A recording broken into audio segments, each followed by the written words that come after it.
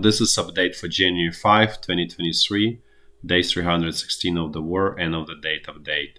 It's going to be a fairly short update, not really much going on. Just want to mention a couple items.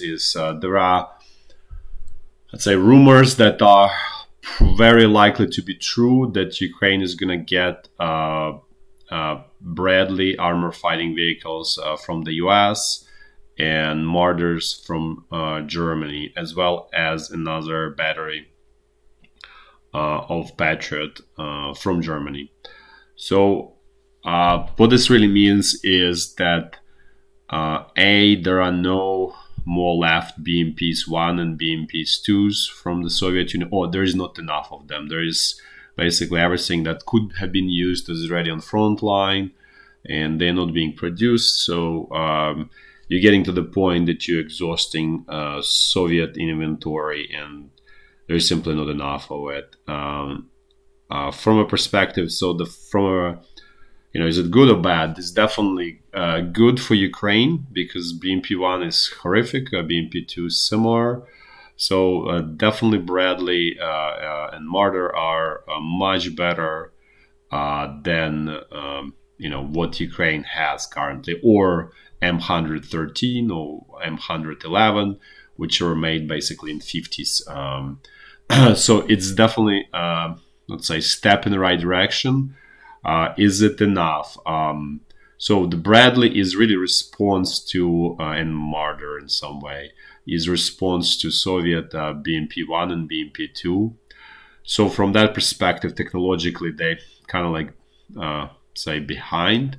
And by that, I mean relative to BMP-3, which Russia has in very small quantities. The only sort of saving grace is there is simply not enough of those BMP-3s.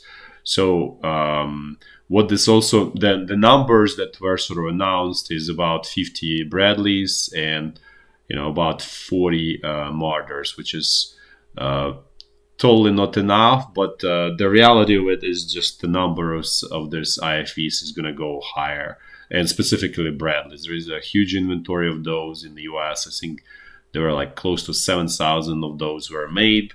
Obviously, Ukraine cannot rely on hope to get significant portion of it because there is potential conflict with China looming. So, but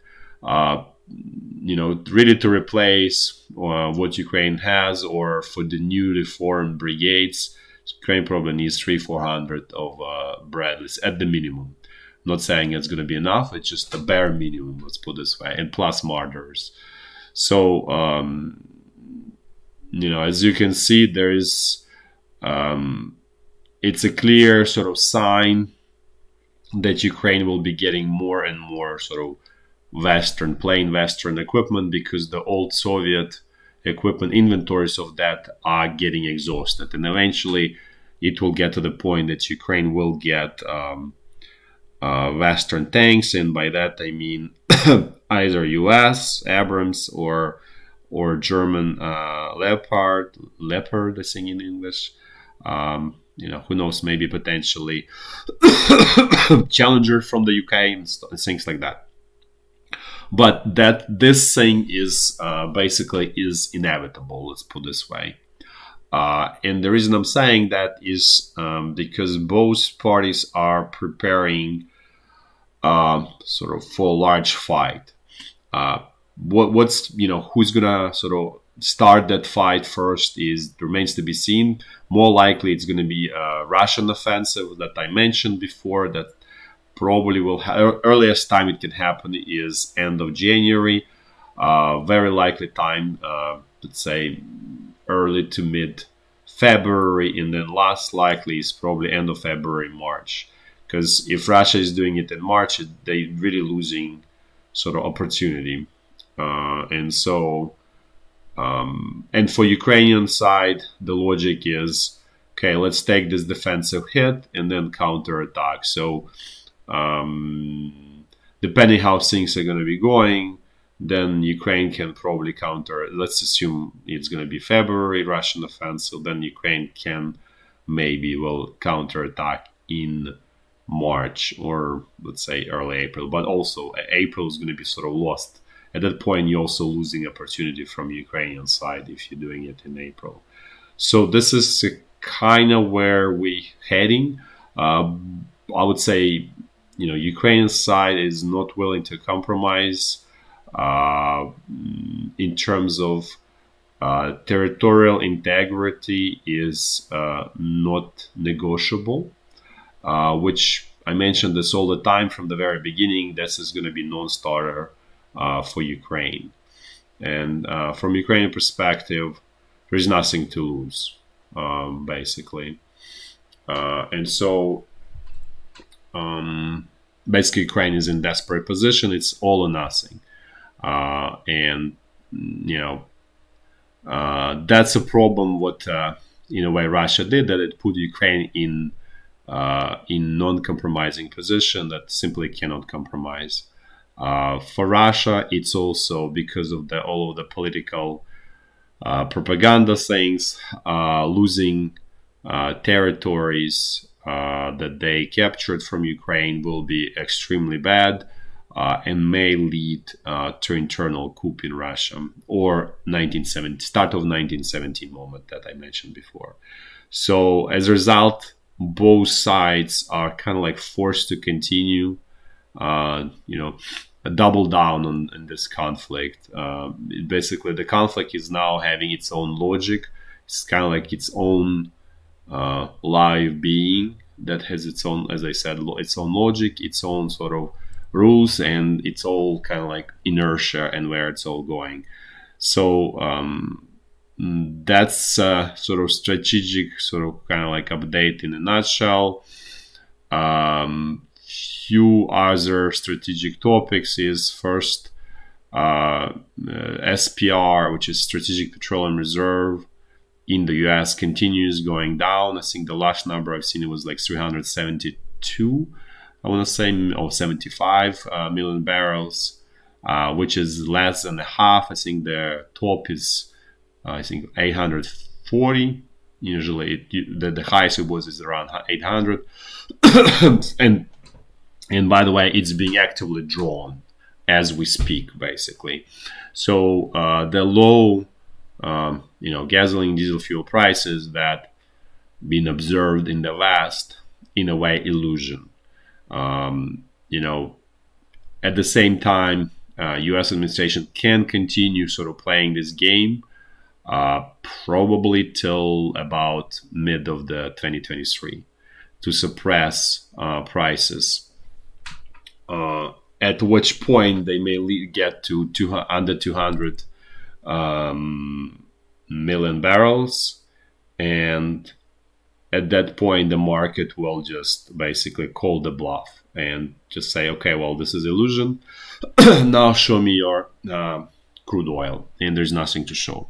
So at that point, we may see explosive growth in gasoline, diesel, basically energy costs.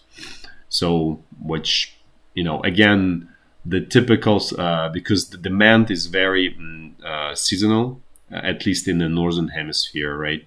I'm more focused on that. I know there are a lot of viewers from Australia, and I want to say hi to everyone. Ukraine is extremely grateful for support, and just you personally, I'm very grateful to you guys. But we're just gonna focus because that's what drives sort of moves the needle, as they say. So because the peak is usually about June, July, that's a peak of the prices. Let's put it this way: demand is probably peaking sometimes in July, maybe, or even usually July. But the prices, they forward looking. So the peak in price is usually June. So we may see some interesting situation sometime in the second half of the summer in the Western world, where the prices are going to be extremely high, and that, as I said, that will create another round of inflation, and we'll see what happens by then with interest rates, because it's very clear based on the new macro data that U.S. Federal Reserve will continue raising rates. The labor market in the U.S. is looking strong so far. I'm not saying it's intrinsically strong, but optically it looks very strong. And so rising, increasing interest rates will continue. How it will, when and at which point it will crash demand, nobody knows. We'll find out sort of in empirical ways, all of that. So the only thing that can, save from this explosive rise in energy costs sometime in, as I said, July, August, is, global crash because of the rising interest rates. So which force sort of will win remains to be seen. Regardless of that situation, the crude oil production probably going to go down, even just because Russia will reduce it. So the sort of the inflation, energy inflation, will remain persistent, basically. So that's sort of how it looks so far. Now let's, and then another point, Taiwan was increased its sanctions on Russia, so trying to prevent Russia from gaining high-tech, equipment and pieces, specifically, obviously, chips, semiconductors. That's what really Russia is looking for. That's in retaliation for Russia saying that there is, one China and basically not recognizing Taiwan. So there's tension rising also in, from that angle as well. Now let's actually switch to Ukraine. Ukraine power grid still exists in somewhat coma phase, getting a little bit better. So I would say that first of all, the effectiveness of Russian strikes went down significantly. Doesn't mean that they don't hit. They just number of hits relative to the number of launched rockets and UAVs definitely is going down, and that also. And on the positive side, Ukraine gets more apparently, equipment to basically, if not completely repair, to at least maintain the current grid from collapsing. So basically, there is definitely, kind of positive overall trend in terms of being able to maintain Ukrainian power grid so far. And also, as you can see, Russian attacks are definitely, at least fewer of them, and the success rate is definitely lower. So that's on the power grid. Now let's just do walks through the front line. Situation along the state border is more or less the same. Some exchange of artillery, rocket fire, UAV strikes, but nothing really sort of major, or no major threats here. Now let's jump to North Lugansk front line. So here is initiative is more or less on Russian side, as I mentioned before.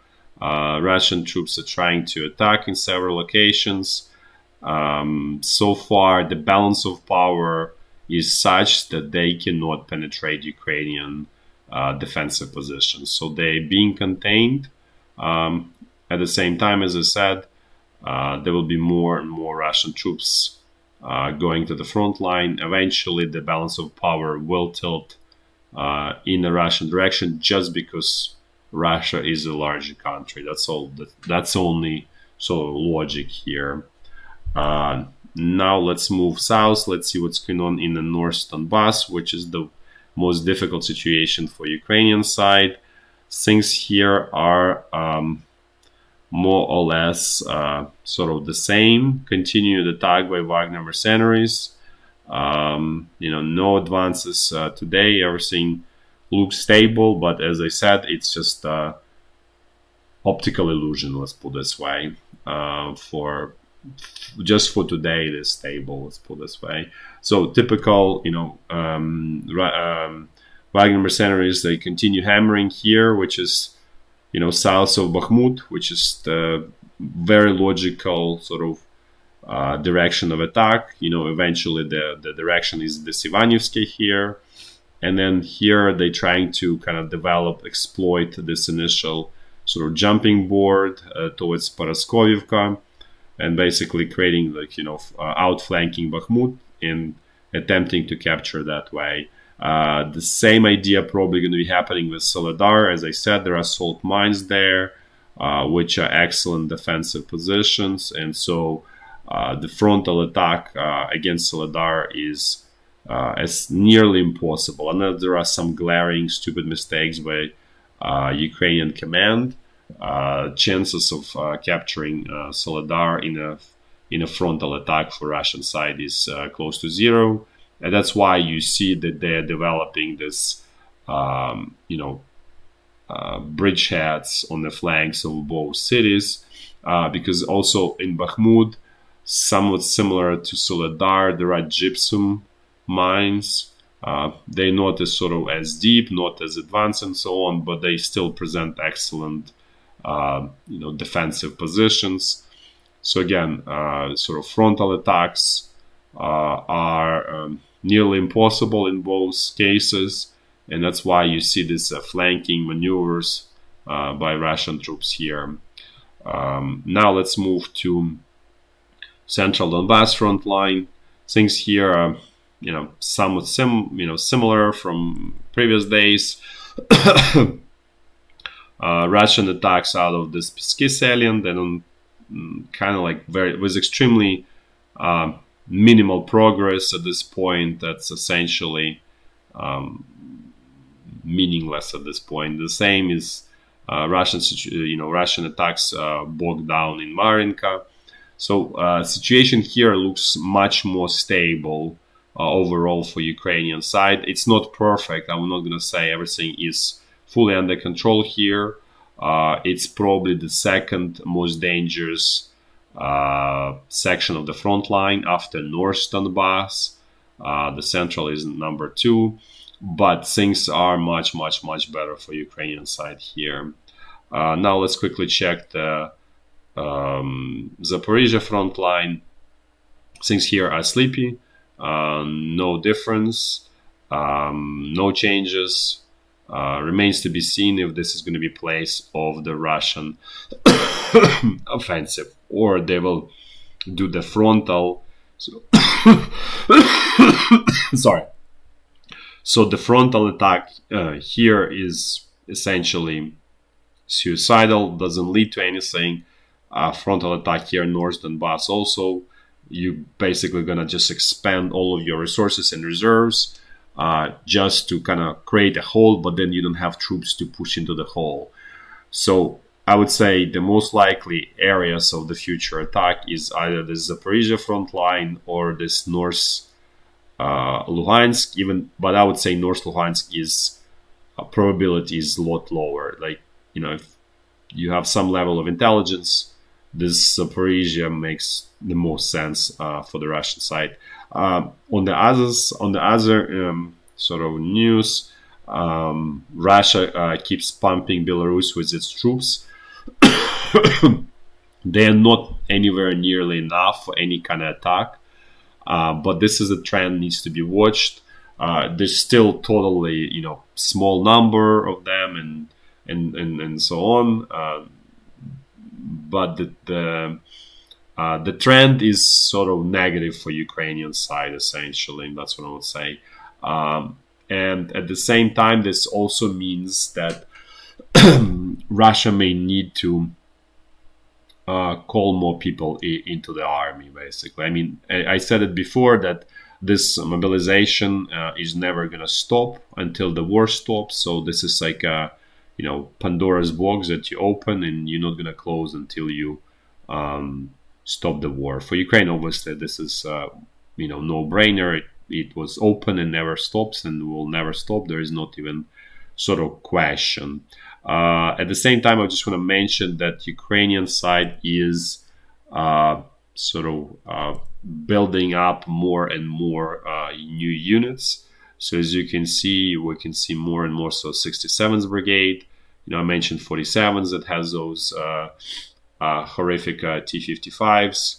Then 77th Brigade. So as you can see, there's new wave of units that's being sort of formed on Ukrainian side, and that's part of the reason why Ukraine will need more Bradleys, more Martyrs, and eventually replacement for T-64 and T-72. One last option for Ukraine for T-72s is probably Morocco. Remains to be seen if the government of Morocco will be sort of, in quotes, convinced to give those to Ukraine. But essentially, the inventory of those are also getting closer towards the end. I'm not saying it's there, but we're definitely not far away from that moment. Let's put it this way. There are also reports in the Russian news that Ukrainian command is forming 2 army corps, totally brand new ones. I'm sort of remain skeptical just because, on the paper they may be formed, but there's simply not enough. There's no equipment for those units. So it looks more of the sort of just organizational shells that real units. They may materialize, in down the road once there is more equipment. But for the level of equipment Ukraine gets right now, there's just not enough equipment for those corps. That's it for today. Thanks for watching, and until tomorrow. Bye-bye.